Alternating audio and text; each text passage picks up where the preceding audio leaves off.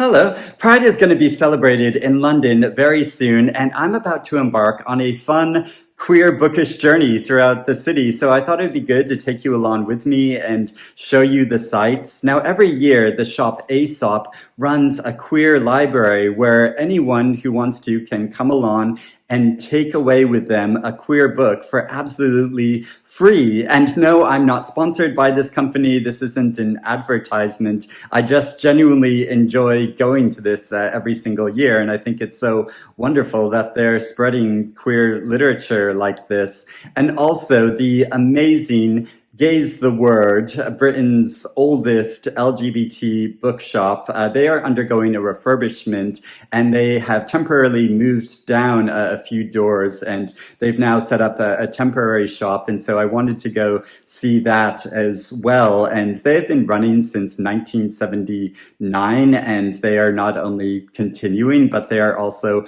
thriving, which is so fantastic to see. So I'm going to set out now and I'm going to film what I can. And for this journey, I'm wearing one of my favorite t-shirts, which says, "No secrets between sailors."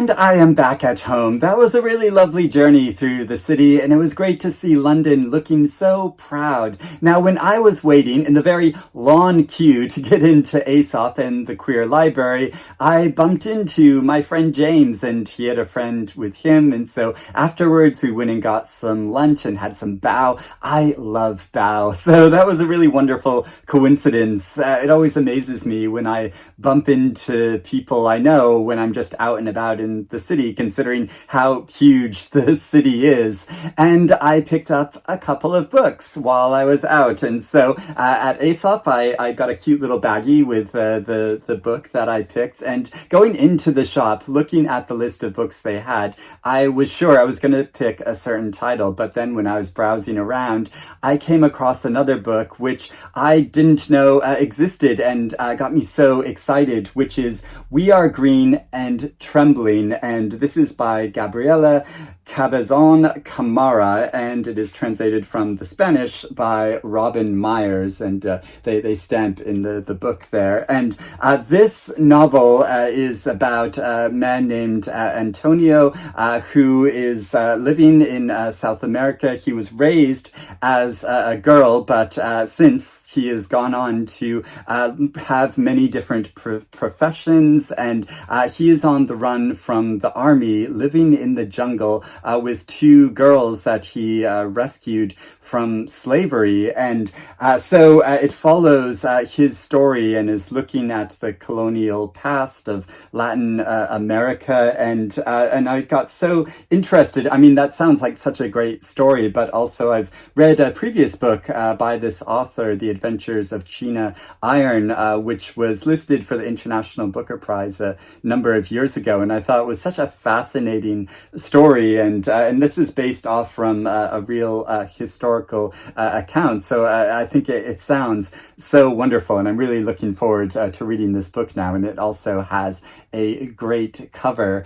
And I also went to Gaze the Word temporary location and picked up this novel, Henry by Alan Bratton. And this is a novel about a young man named Hal, who's 22 and gay and Catholic, and his father is a duke, so he comes from this titled, privileged family, and he encounters a rival of his and finds that he wants a life very different from the life that his father has set out for him, and so it's following the challenges of that. And this has another striking, very attractive cover to it, and I've heard really great things about this book, and it has endorsements by authors like Julia Armfield and Kellyanne Bradley, and that makes me really excited about it. And I picked up another bookmark while I was there. So really looking forward to reading